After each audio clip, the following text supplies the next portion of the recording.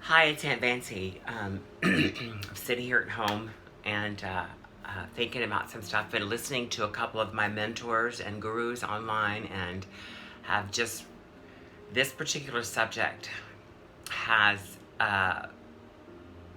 been at me for longer than I care to admit, like a long time, for years, in fact. And I have told a few people this story, and a few people have asked me to tell this story. And I've always been kind of hesitant because it's so deeply personal. It's deeply, deeply intimate and life-changing for me. So I was always apprehensive of sharing it. But after doing some studies and some research and some meditating and some listening to my teachers, I have come to terms with sharing it. So, and I'll tell you a story. Many, many years ago, I had a business with my partner. It was a very successful business, and we were making incredible money. I mean, more money than I had ever made in my life, actually. And addiction took it away. Addiction, it destroyed the relationship. It destroyed my business, my life, my home, my family. I had, at the demise of that relationship, when the business dissolved, and I lost our vehicles, all my equipment, my partner, my home, all of my furniture, everything. I literally lost every single worldly thing that I had acquired during the heyday of that career. So we did a lot of drugs together because that was in the environment that we lived and worked, was in the, plus, you know, I'm an addict, so of course I'm gonna suck it up like a vacuum cleaner. If there was cocaine in a 20-mile radius, I was gonna find it, trust and believe. I was so conniving that I was $2,000 in debt with my cocaine dealer, and I could still get 8 balls fronted. And he told me once when he handed me an 8 ball that I could charm the stink off shit. Now, as funny as that may sound, it's really not a compliment, because if my addiction was so extreme that I had the innate skill to manipulate someone to get what I wanted, and I'm talking about like at 3:30 in the morning, could find $100 to go get what I needed. I don't know how, but it happened. I don't know how, but it happened. So at the dissolve of this relationship, I was leaning heavily on a friend of mine and his roommate for solace, for escape, for just being around someone who didn't, have anything against me or didn't want anything from me. And to this day, this person is still so truly dear to me. But I would go over there and I would do drugs. It was a safe place for me to get high. And oftentimes he was gone working or living his own life. And so for whatever reason, I was allowed to do that. I suspect it was more like a caretaking thing. He wanted to make sure that if I was going to do something to myself, that at least it was in a controlled, safe environment. That's a whole different story. So this gentleman and I had dissolved our relationship, and it was hard. I mean, it was bitter and angry, and the more that he withdrew from me, the more I dove into cocaine, and I would be up for 3 to 5 days at a time, constantly high, 8 ball after 8 ball. And remember, I was making incredible money, like spectacular money. I've often said, and this is not an exaggeration, that I've made millions and I've been homeless, penniless, and it's the absolute truth. And every variation in between.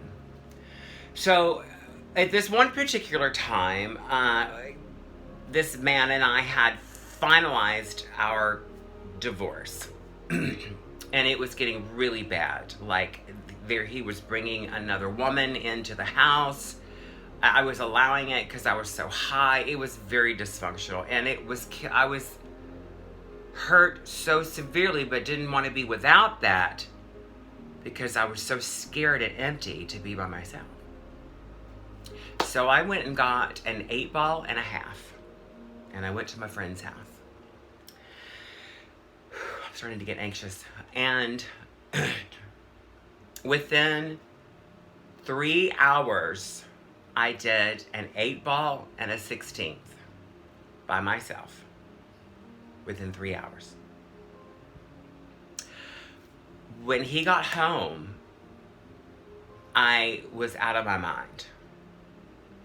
And which wasn't anything new. So he went to bed, gave me a few words of caution, worried about you, etc., and went to bed. I woke him up shortly thereafter and asking him if he had any sleeping pills or any alcohol, anything to calm down. And he said no. And he got up alarmed, and she got up alarmed, his roommate. And I began pacing, because they had where you could go through the kitchen, living room, dining room, that kind of thing. So I'm pacing, and they're trying to get me to stop. Then they keep wanting to ask me, please let me call the ambulance. Please let me call the ambulance. No, you need the ambulance, Vancie. No, I'm fine. I just need to walk it off. And so they finally got my life coach, my angel. I called her my guardian angel because she literally was my lifeline at the time. Pretty much the only person, 2 of these people, Julies, I call them my dueling Julies, they kept me alive literally day by day by day. Day by day by day. Through nervous breakdowns, through not being able to speak English because I had a nervous breakdown for hours. This is how severe my addiction was. So back to my dilemma at my friend's house. They finally let me get Julie on the phone. So she's trying to calm me down, and she finally gets me to allow them to call the ambulance. So during all of and that's pretty much the last thing I remember for a minute. So apparently they got me to lie down, and I'm still on the phone with Julie. Because at this time, I don't remember anything. I'm already starting to check out. So I'm on the phone with Julie. This is what they're telling me. I'm on the phone with Julie, and I do remember her saying at some point, "You're not alone. See, you're not alone." And I think it was during my event, but I can't remember. I can't place when and where. And it might not even have been her, to be quite honest. So apparently I'm laying on the couch, and we're waiting for the ambulance, and I have Julie on the phone, and then my friend and his roommate she's crying, and he is, trying to assert and navigate the situation. So I am here, and I described to them a little white rabbit, a little white rabbit in a pink dress in a basket with flowers walking down a field of really green grass. Well, when you die, you deprive your mind of oxygen, so you hallucinate. So that was my hallucination. But I'm still telling them this, right? This is what the whole situation is. I'm telling them this. So I'm not dead, but I am hallucinating. And then I stop responding. I completely check out. I flatline, evidently. I don't know. I just stop responding. Now, apparently, according to them, they're screaming at me, shaking at me, and trying to get me to respond, and I'm not doing anything.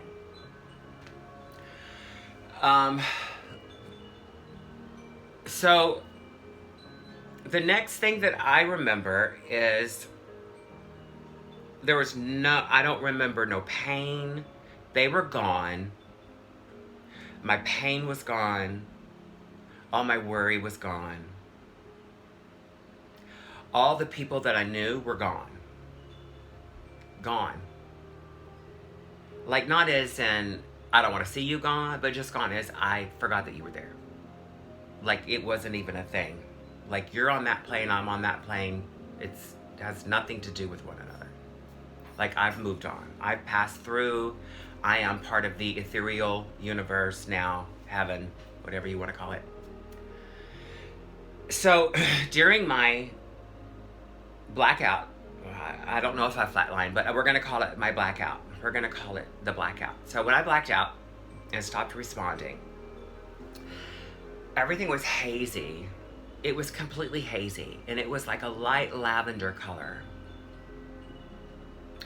And it began to kind of clear up, but not enough for me to see anybody. But I did see the shape of a girl, a little girl with like a 1800s like prairie dress on with pigtails. I saw in the distance a man with a turban and a long beard, but I couldn't see their faces, but I could see like the shape of it. There was modern women, there were old men, there were no family members, there was no Jesus. No Moses, no Muhammad, or anything like that. It was just them. But when I say them, it was as far as I could see. As far as I could see. People from all over time and walks of life and religions. And it was peace. It was peace. There was nothing but love abounding. Like, when you think love, you know nothing of it until you feel this. It is overwhelming. And to me, that was the reward of a good life. Because as soon as I was washed over by that love, they started to split down the middle. And when they split down the middle, it was like a black tunnel beside me, like blinders. And they moved aside, and toward me came like a seal. It was like oil slick, but it was moving. And it was like, not lightning, but like an intense negative energy field coming off of it. And there was despair and evil and hatred and cocaine abuse and murder, and it was evil personified. 100%, 1 million, 1 infinite percent evil and destruction. And it was coming toward me, or I was going toward it. And I began then to scream, they say. And I came back from not being responsive to screaming and thrashing, as apparently it was coming toward me, or I was going toward it. And when I tell you the difference between eternal, infinite love and possibility to the antithesis beyond the depths of any despair you could have ever felt in your life, you multiply that by eternity, and that's the depth of that despair that was coming toward me. And I began to scream and thrash about. When I came to is when I heard boom. I heard the ambulance door close, slam close. I remember being hoisted up, and I remember coming through, getting checked in, and then that's all I remember until I woke up. I woke up in the hospital, in the ER, from a heart attack, an overdose. a massive overdose. I flatlined. I know now, and I still see this as if it were happening 5 minutes ago. I still see it just as clear, and it still moves me just as deeply. And that's what changed my life. It's so chaotic, but in chaos comes life. Change doesn't happen until we are disrupted in some sort of way. And I know now that being an enlightened and tuned person, that there is a negative and a positive in life and the universe and all that happens. I know that that was a lesson for me specifically to turn my life around so that I could be here to help other people. That specific event, that perception of truth, because there's only one truth and there are many perceptions of the same truth. That perception of that truth showed and taught me that living a disparaged life, of life which I had given up and chose to have an experience of negative interruption and to give my life to drugs and despair, that's what would await me, was the negativity and the deception, the removal of love. That's what hell is. It's the removal of love. I was shown the infinite power of love in the universe, or God, if you will. And then they split to show me the other option and what would happen if I lived that life. If I continued to live that life, that is what I would have next. And it would stay with me for eternity. Even if I came back, it would still stay with me, and I'd have to start all over again.